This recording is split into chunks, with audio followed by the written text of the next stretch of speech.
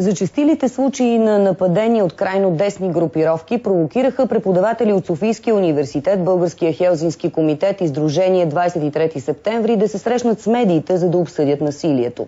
В основата на проблема всъщност е невъзможността на българското право да се справи с расистки мотивираните престъпления и растящия брой интернет сайтове с неонацистско съдържание. Репортаж на Илина Бисерова.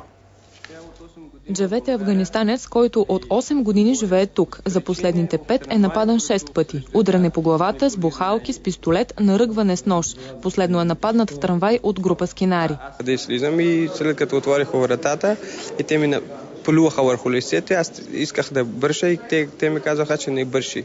И аз обърнах и им казах, че защо аз ти ви ругаете и ми пасувате и какво искате, аз не ви познавам.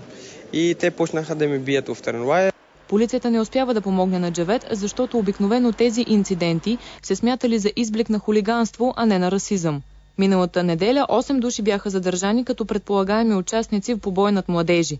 Инцидентът стана на една от спирките на трамвай номер 20. Тогава група младежи пътуват за протест в защита на правата на чужденците в България. Други ги причакват на спирката с бухалки в ръце. Според Вътрешното министерство става въпрос за нападение на крайно десни с неонацистки настроения младежи над техни връстници с леви убеждения.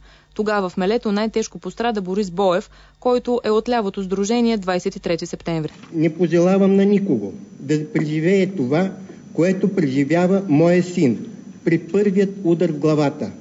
Пълна загуба на паметта, със свален скалп на главата. Това не са хора неизвестни, това са хора, които са подкрепяни от институциите, които призоваваме да реагират. Това е абсурдно.